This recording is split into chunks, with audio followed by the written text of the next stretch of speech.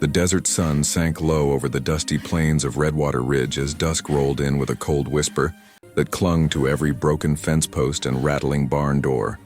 And out there, far from town, rancher Elias Crowley rode hard with desperation pounding in his chest like war drums. Because the woman slumped over his saddle horn, her shirt soaked crimson near the ribs, breathed in short, trembling gasps. Hours earlier, they had been ambushed by horse thieves near the cattle line. And though they escaped with just one bullet fired, that single shot found its home beneath her ribcage, lodging deep, poisoning her blood with fragments and heat. Now racing toward the ranch house, Elias fought the terror swelling inside him with each weak breath she took, whispering his name in fragments. When they arrived, he sprinted inside, laid her gently on the kitchen table, and searched the cabinets for anything sharp. Anything clean, his hands trembling, not just from fear, but from guilt because this woman, Mara Layton, had trusted him when no one else would, and now her life was bleeding away because he told her the cattle lines were safe. Lightning cracked in the far hills, thunder groaned, and the storm rolled in with merciless speed, pounding the roof as wind screamed through the boards like mourning spirits. Elias lit lanterns, boiled water, and sharpened a small knife on a whetstone, hearing every uneven heartbeat in the silence between thunderstrikes. Mara clenched her teeth, whispering, "Please, deeper, get it out. I can't take it anymore." Sweat dripping down her forehead. Breath shallow, eyes losing focus, and the words froze Elias mid-motion, because to go deeper meant slicing into flesh in a place he barely understood, where ribs guarded lungs and arteries, and one wrong angle meant death. He remembered how his father once carved a bullet from a ranch hand's shoulder, how the smell of iron filled the room, how the man screamed. This bullet was worse. This bullet was tucked against bone, hidden beneath muscle with shards splintered like thorns. Mara's voice cracked, begging again, and the rancher froze, tried to steady his breath, heart pounding against the storm's rage. His hands hovered above her wound, and lightning splashed white across the room, revealing her pale cheeks, trembling lips, and eyes full of fear. Elias slammed his fist on the table, angry at the world, angry at himself, then did the unthinkable. He grabbed his father's old whiskey bottle, poured it not into a glass but across her wound, across his blade, and with teeth clenched so tight his jaw ached, he whispered the old Apache words his mother once taught him. Words meant to guide trembling spirits, then pushed the knife deeper into wounded flesh, ignoring the scream that tore from Mara's throat. Blood welled and spilled warm on his fingers, and he cut deeper still, searching gently, feeling muscle fibers twitch like frightened horses, until at last he felt metal scrape bone. Mara's hands clawed at the table's edges, breath breaking, and she begged, weaker now, barely audible, "Please, get it," as tears ran sideways off her cheeks. Elias grasped the bullet fragment with trembling, blood-slick fingers and pulled, but it slipped free, sinking deeper, forcing him to widen the incision with a sharp, heartbreaking slice. Every inch he cut stole more of her color, but without removing that metal, infection would claim her by dawn.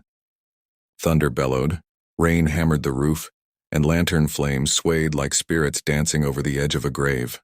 Elias whispered, "Stay with me, Mara," voice cracking, and dug deeper, using his father's old forceps, knuckles white with desperation, until at last he clamped onto something hard. He pulled gently at first, then with desperation, dragging the bullet out in one crimson-coated pull. Mara gasped and collapsed, body limp, and Elias staggered back, blood smeared on his face, staring at the twisted piece of metal that nearly stole her life.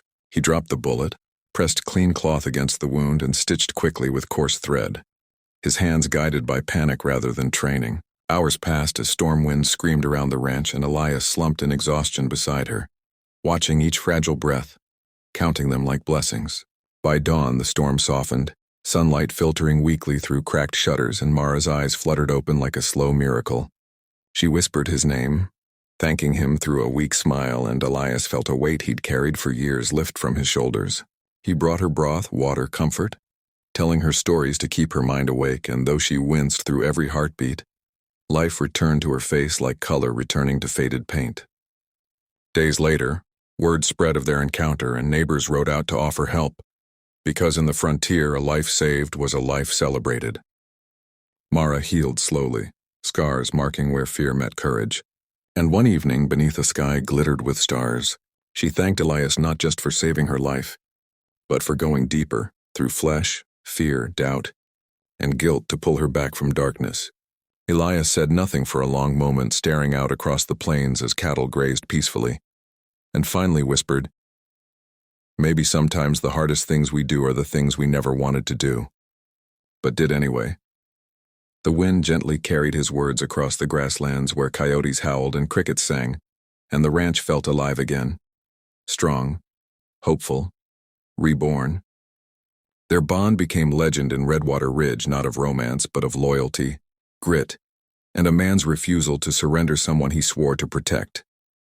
And as the camera would fade, the narrator's voice would rise, telling viewers that stories like these, stories of courage, grit, and impossible decisions, live on only if people choose to hear them, share them, and stand beside the storyteller. So if you felt your heart race, if you held your breath through the storm, if you believe courage still matters in this wild world, then don't daze after the storm faded.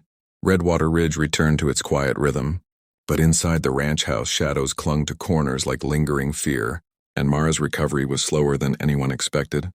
Fever came in waves, sometimes leaving her shivering, sometimes staring blankly at the ceiling, and Elias spent every waking hour tending to her with trembling hands, grinding herbs, cooling cloths, whispering steady words because he feared if he stopped speaking, she might simply slip away. At night, he sat by her bedside with a rifle across his lap, watching the horizon through a cracked window, because the horse thieves who shot her had been spotted near the valley, and their leader swore revenge for the bullet Eli buried in one of their own. One midnight, Mara woke panting, clutching at her ribs, whispering that she heard horses, many, and Elias rushed outside to see dust rising beneath moonlight. His heart spiked with dread. They were coming to finish what they started. He dragged furniture to barricade the door, pulled Mara gently from the bed, laying her near the cellar hatch so she could drop below if the walls broke. Lantern light flickered wildly as hooves thundered closer, voices shouting, and Elias braced himself, whispering that he'd protect her even if the land burned. Shots cracked, windows shattered, bandits rammed the door, but Elias fired back with precision fueled by fear and grit, dropping 2 men before they crossed the porch. Still they came, louder, angrier, until suddenly distant horns sounded, the neighboring ranch riders charging in like a thunderous cavalry, flanking the thieves in a glorious chaos of dust and gunpowder. Bandits scattered like leaves in wind, some surrendering, others fleeing blindly into the desert night. When silence finally settled, Elias staggered into the house, knees weak, checking Mara's breathing as she whispered, voice faint but proud, "You didn't freeze this time." He helped her sit upright, moonlight soft across her pale face, and realized the deeper truth. When fear pressed hardest, he dug past doubt again, not with a blade but with courage. Outside, riders cheered, offering supplies, promising to guard the ranch until the threat passed. As dawn glowed peach and gold across the horizon, Elias whispered to Mara that darkness only wins when brave hearts stop fighting, and she smiled, gripping his hand with new strength, promising she'd rise again. So to every viewer hearing this tale, if you felt your heartbeat in the quiet between gunshots, if you believe courage is chosen, not given, hit subscribe to ride with us into the next chapter of grit, dust, and impossible choices.